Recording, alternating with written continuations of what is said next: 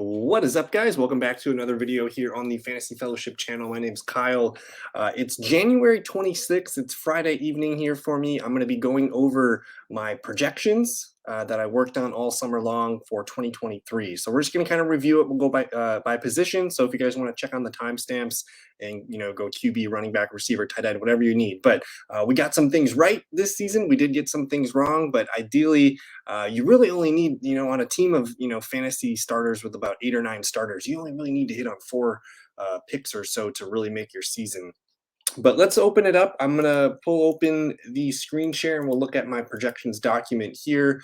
If you guys are familiar, I put it out for free this year. I don't think I'm going to put out the projections for free in 2024, but I'll put out a bunch of other free rankings and content and things like that. But let's hop right into the quarterback position. I'm going to click on the QB tab down here and let's see what we got. So at the top of the list here, I did have Jalen Hurts and Josh Allen, my clear top 2. You can see the numbers here, 393 points and 392 points. This is with 4-point passing touchdowns. So we did get Josh Allen ranked up there pretty high. Jalen Hurts there at number 1, Mahomes number 3, Lamar Jackson. I was high on Lamar at 4. Herbert was a good quarterback until he got hurt, so I don't think that was a miss. Joe Burrow was playing okay, but he did re-injure that calf earlier in the year. He was starting to hit his stride, though, so I do think he was probably a top 10 level QB. Justin Fields, of course, missed some time here, number 7. I thought Trevor Lawrence played okay, but I don't think he was a top 8 player. I do want to just reference real quick what we're looking at. I just want to pull up the actual finishes of the QBs here. Let me just filter to ESPN's 4-point standard league. And here's your top quarterbacks. Allen Hurts, so we got those 2 right. Dak at 3, Lamar at 4, Jordan Love 5, Purdy, Goff, Mahomes, Stroud, Tua. You can see Lawrence down here at 12. So overall, just looking at my top 12 QBs, we got Hurts, Allen, Mahomes, Lamar, and that's really it. We missed on Dak. I did have Dak here at 13th. I was relatively high on Dak. I had him going for 31 touchdowns and 13 interceptions. He actually surprised everybody this year by only throwing 9 interceptions, 36 touchdowns. And he did move around a little bit more than anticipated. So I thought Dak Prescott, for me, he was one of those guys that I was drafting as my QB2 in Superflex leagues, and I was enjoying that. I did have Tua ranked at 14th. I think that's a little bit too low for Tua, although he did only finish, QB10. I wasn't drafting Tua super aggressively. Jared Goff at 15, Kirk Cousins at 16. Kirk he might have been a top 6 QB if he stayed healthy. Aaron Rodgers in here kind of throws some things off, but Russell Wilson played okay this year. His numbers, he missed the last 2 games and he still finished QB 13. So he was a top 12 QB. I was too high on Kenny Pickett. Hadn't thrown too many touchdowns. I know he got hurt, but I was a little too high on him. And honestly, from most of the rankings that I saw, I might have been high on Jordan Love here at QB 20. I did have Sam Howell and Brock Purdy. That's a good group right there. Love, Howell, and Purdy. I had them 21 or 20 through 22. Derek Carr down here at QB 23. I was too low on this Rams offense. Matthew Stafford, QB 24. He did end up finishing QB 15. There's Carr at 16, Herbert at 17, Fields at 18, and Geno Smith, man, he did not play great this year. I had him up all the way at QB 11. But if we just look at, some of the things that I missed on, Deshaun Watson, when he was playing, he was actually playing okay for fantasy. It wasn't great for real life, but I do think he probably would have been a top 12 QB. Daniel Jones here at QB 10. This was my biggest mistake. And let's look at Daniel Jones's numbers real quick because he didn't play a lot of football this season. And even when he did play, it wasn't great football. In terms of his averages on the year, dude was averaging 9.5 points per game. I think that's because he got hurt early in one. Yeah, he got hurt early in this one, but it was ugly. 4-30, 4-8, and 7. He was not going to have a great season. So he would be my biggest miss, I would say. I was just way off on my projections here. I'm going for 22 touchdowns and 11 interceptions, almost 3,700 yards, and a lot of rushing points here. So big miss on Daniel Jones for me. Slight overshoot on Geno Smith. I still think he was a QB2, but I had him as a fringe QB1.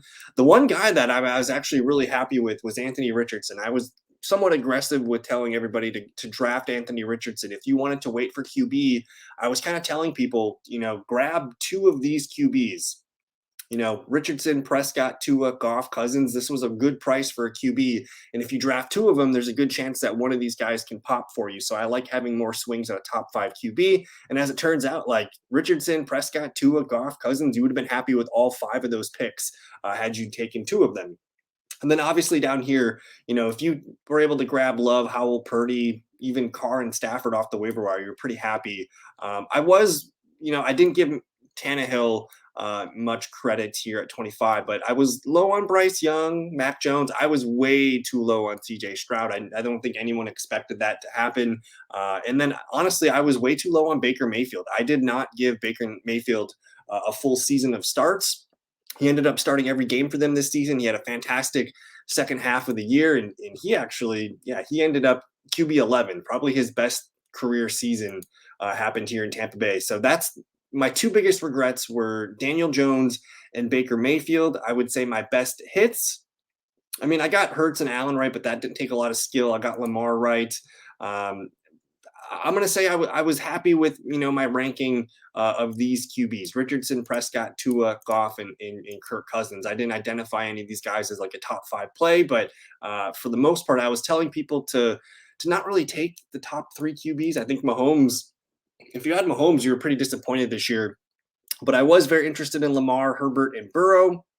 Otherwise, I waited for this tier here. So I guess my lesson, if I had to learn one thing here, I think my numbers were pretty dialed in this year. I didn't get anything too crazy wrong. And the few guys the guys that kind of broke the mold were Love, Howell, Purdy, and then I guess CJ Stroud, maybe Baker Mayfield, Matt Stafford. So I need to do a better job, I think, evaluating the guys that are lower in my process. Like I was wrong on Pickett, high on Daniel Jones.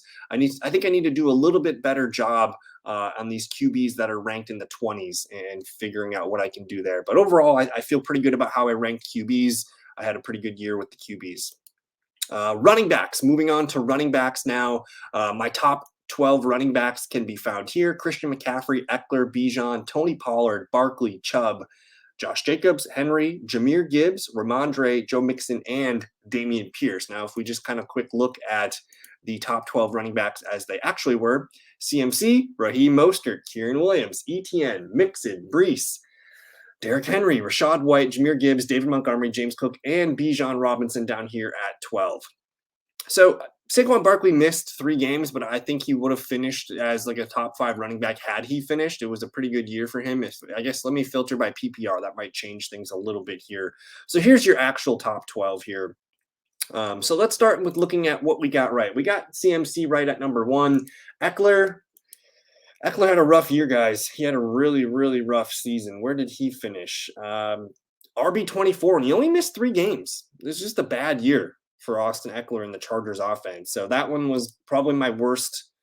I was pretty excited about Eckler. I had good vibes for the Chargers this year. If you drafted Eckler, you weren't very happy with how the season went. I think if you drafted Bijan Robinson, you weren't happy with how his season went, even though at the end of the year, I think the concept was right. We wanted Bijan because we knew he was a very good running back and he was going to get a lot of touches.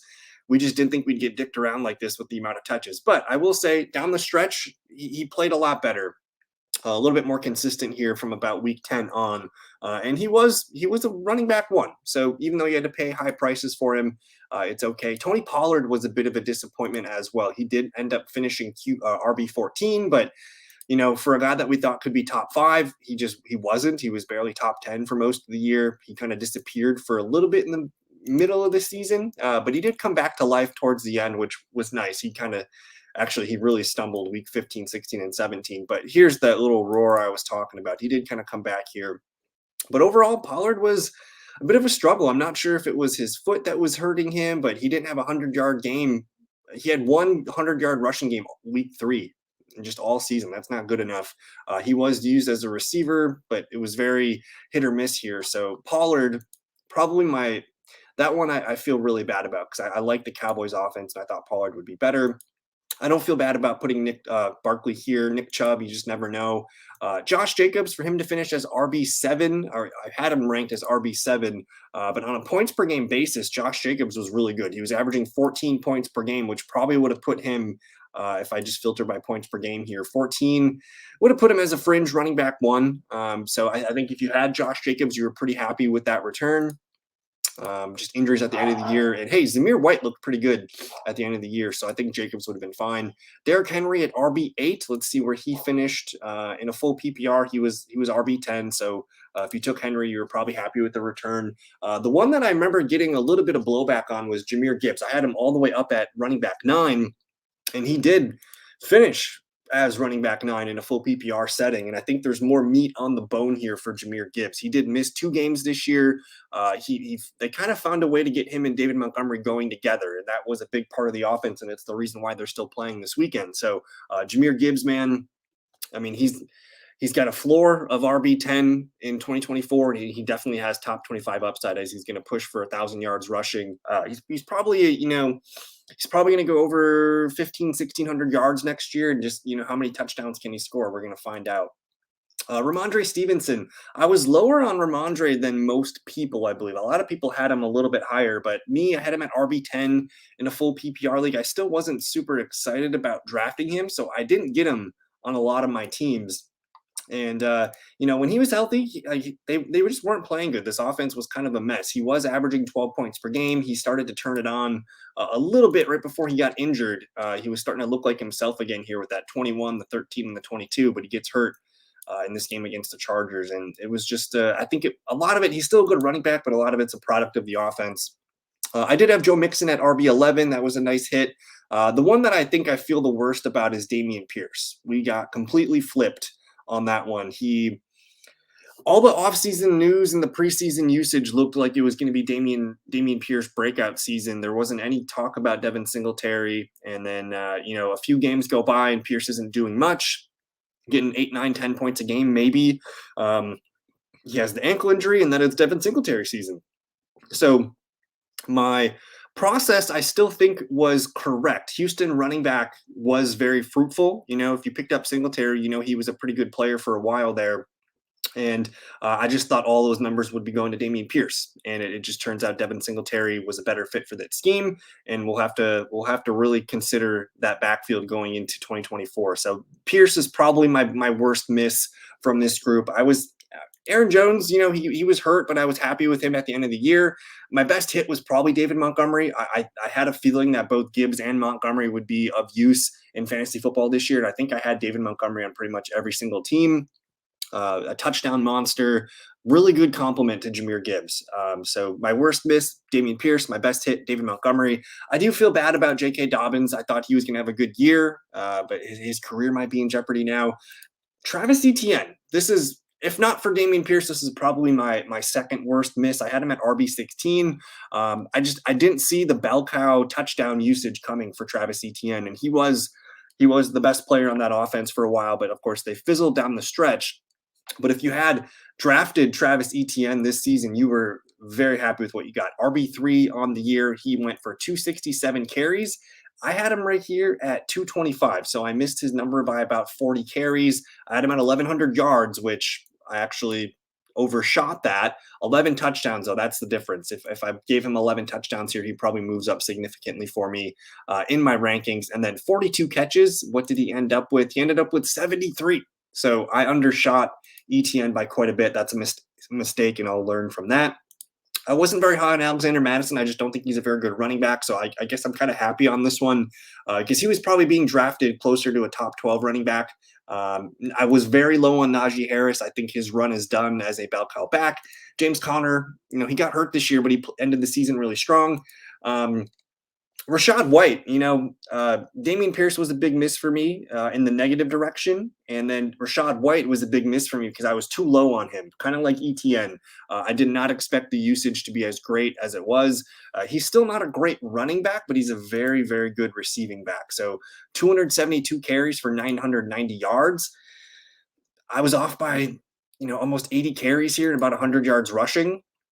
He also rushed for 6 touchdowns, so I was close on that. But 70 targets and 64 receptions. Let's see where I was. I was close on that. So I was close on the receiving numbers, but I missed his rushing totals by a good chunk here, by about 80 carries, which is that's not a good look.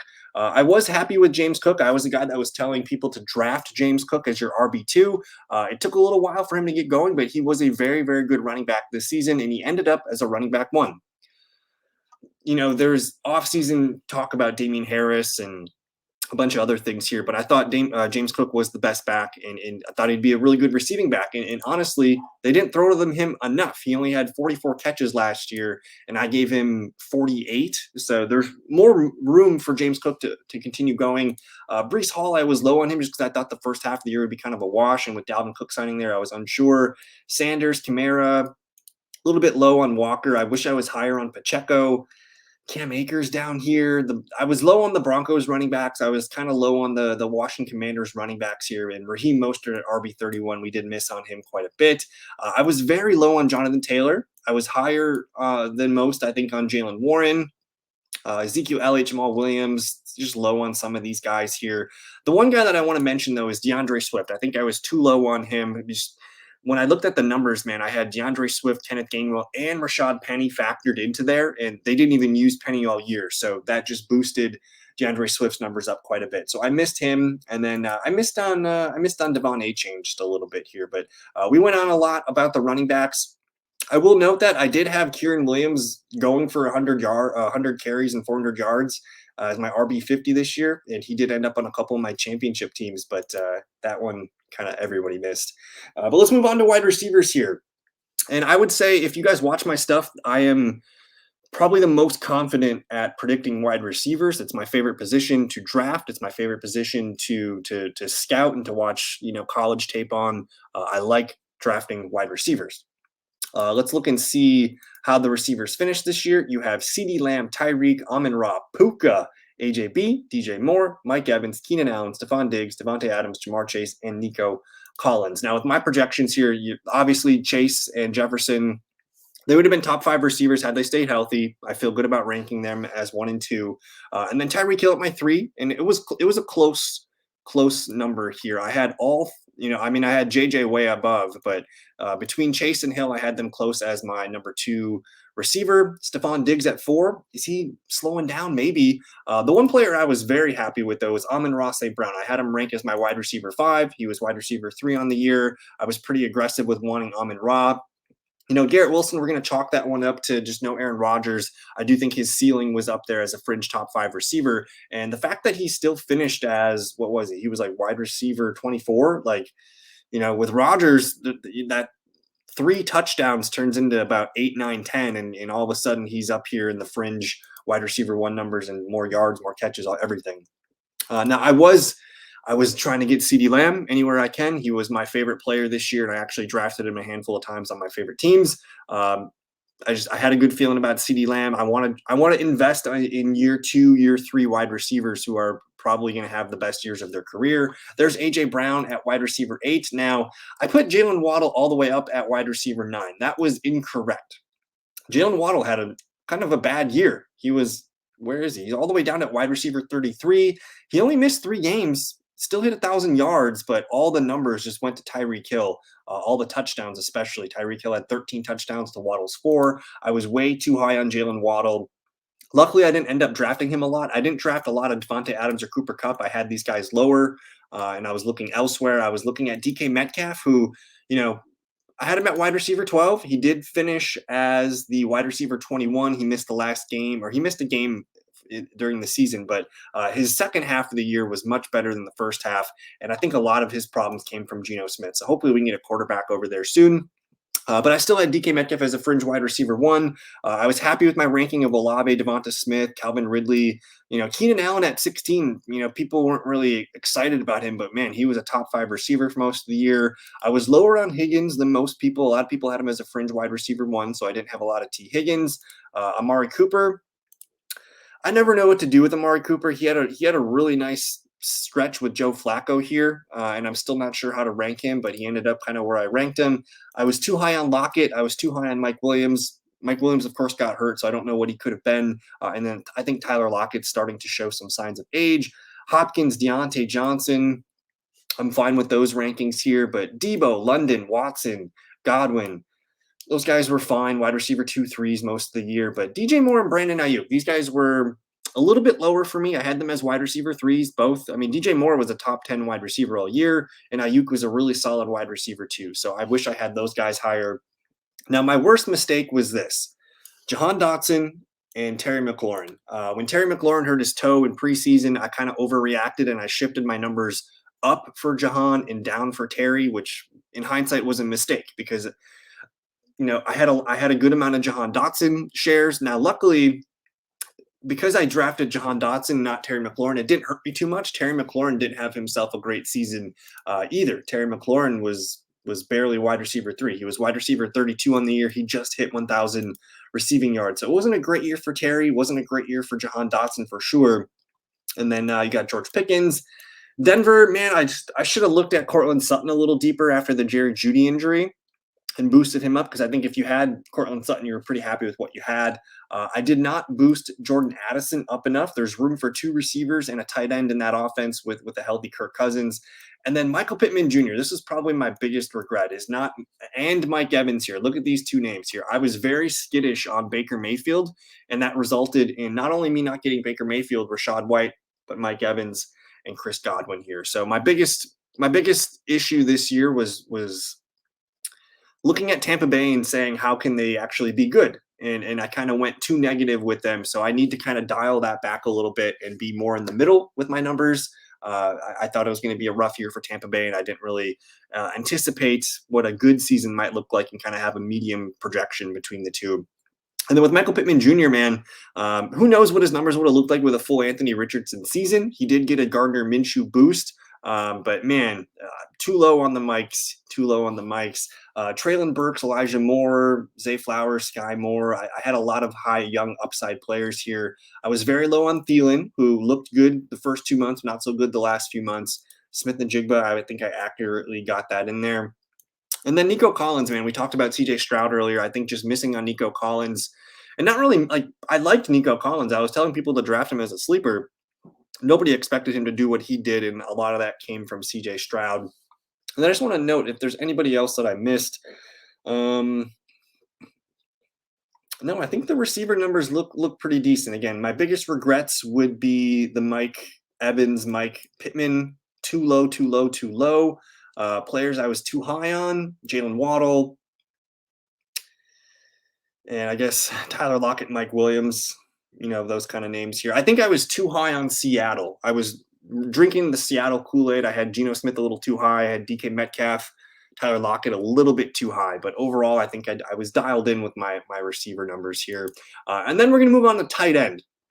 And I actually like tight end quite a bit because there's a lot of strategy involved in it. I think if you drafted Travis Kelce this year, you're probably pretty disappointed with your return, even though, he still finished as tight end 3. But man, he took a huge step back, didn't even hit 1,000 yards this year.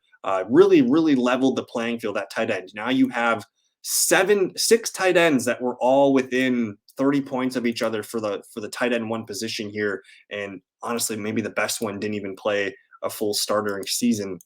So Kelce, bit of a bust here. Hockenson probably would have finished the tight end 1 had he not gotten hurt. Of course, Mark Andrews got hurt. He was looking good as well. He would have been right in the mix with these guys. So my top tight ends were Kelce, Andrews, and I was actually kind of lower on Hockenson. I had Waller and Goddard ahead of him. So my biggest miss at tight end would have been TJ Hockenson. He should have been the 3rd tight end off the board, and I was not drafting him. So I was passing on Hockenson and I was waiting on Waller and Goddard. So those are the 2 tight ends that I had the highest, that I was drafting the most. Didn't draft a lot of Kelce, didn't draft a lot of Mark Andrews, but I was just all in on Darren Waller, Dallas Goedert. I thought Darren Waller was going to help Daniel Jones so much. That also, kind of pairs with my Daniel Jones ranking earlier. I thought Waller was going to open up the offense. Year 2, Brian Daboll. I thought the Giants were going to look really good, and it turned out to not be true. And then with Goddard, he really struggled at the beginning of the year. Took him a few games to get going. He had a 0 in the week 1, so that was pretty alarming. He ended up being okay, but definitely not a top 5 tight end in that offense. He ends up as tight end 14. couldn't even crack 10 points a game. So two big misses here, Waller, Goddard. Those are my favorite tight ends to draft. But I did have a lot of sleepers that we mentioned. So we'll move on to those guys. Hawkinson here at 5 was my biggest miss. Pitts and Kittle, Pitts, still tight end 13. If they get a quarterback, man, I'm still open to Kyle Pitts. I did have him ranked a little too high at 6. Kittle at 7. I think that's fine. I was very high on Pat Freiermuth, and this goes back to what I was saying about Kenny Pickett. I was just too invested in Kenny Pickett in the passing offense taking a step forward this year, and it just didn't. And Pat Freiermuth, I thought, he missed a few games, but I thought Pat Freiermuth would do more. David Njoku, when I was doing my draft videos and mock drafts and things like that, I said, if you can't get, Waller, Goddard, whoever you want early, wait for Njoku, wait for Ingram, wait for Jake Ferguson was the dude. He was my favorite tight end, but I did have a lot of David Njoku. I was telling people to draft Njoku or Pat if you waited. And then the one guy that I missed out on completely was Evan Ingram.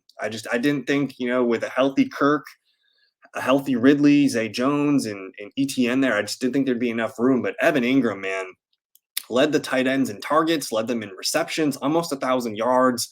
A really good season out of Evan Ingram. So that one, I regret missing on him. Tyler Higbee, whatever. I don't know why I had him ranked so high. I was not drafting Tyler Higbee. That's just the way the numbers shook out. But this was the guy that I was the most bullish on, and it was Jake Ferguson. He ended up on pretty much all my teams this year. He ended up as tight end number 9. I think there's more meat on the bone here because the way that he finished the season was really, really strong, and I think he can build on that and be a potentially top 5, top 7 tight end in 2024. And then the guy that I think I missed on pretty badly here was Sam Laporta, but that's okay because everybody did. Nobody was drafting Sam Laporta to be their tight end 1. So I feel bad about it. Usually you can't project rookie tight ends to be that useful, but hey, I did have Luke Musgrave up here at tight end 16. I had Dalton Kincaid at tight end 14. So I was open to rookie tight ends being a thing this year. I just wasn't sure it would be tight end 1 on the year for Sam Laporta. And then I need to respect Cole Kmet a little bit more. He was top 8 tight end. I had him down here at tight end 21. Who else did we miss on? I was low on Michael Mayer, the rookie tight end. That's okay. Low on Hayden Hurst, Irv Smith, Hunter Henry. It was kind of a gross year here, but I did.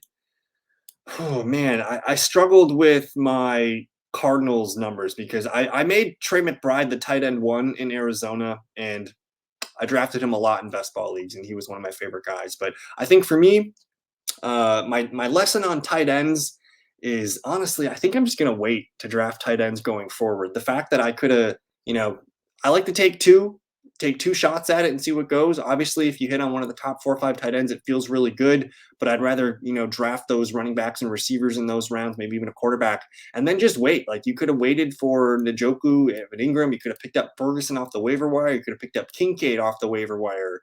And then all the way down here at Sam Laporta and Trey McBride, Isaiah Likely. There's a lot of things that you can do at tight end, and it's just one of those positions where if I don't draft a good one, I know I can pick up one off the waiver wire and hope for a touchdown and kind of play that way. So I think that's my strategy going forward on tight end. But 2023 review, I think it was a pretty good year for me. I did have a lot of success in my fantasy football leagues. Not as much success as I wanted in my best ball leagues, but we did pretty well in there. But I think it's my 6th. I think this is my 6th full season doing projections. It gets better and better each year. We're going to continue to refine the process and just have fun doing with it. So let me know if you guys have questions. Again, I think what I'm going to do this year is I'm still going to put out a free 2024 playbook that has rankings and a bunch of other articles and things like that. But if you guys want access to the projections, I think I got to charge for it this year. So we'll see what we do. But anyways, thank you for your time, guys. Let me know if you guys have any suggestions for videos in the off season. Now that I got this video out of the way, I think what I'm going to do is I'm going to probably start pumping out some mock drafts. I'll use PFF to do some Packer mock drafts, and I'll use PFF to do just like some 1st and 2nd round mock drafts to see where the skill position players are going. So, and then dynasty content as well. So thank you guys so much for your time. Enjoy the championship game weekend. See you later. Peace.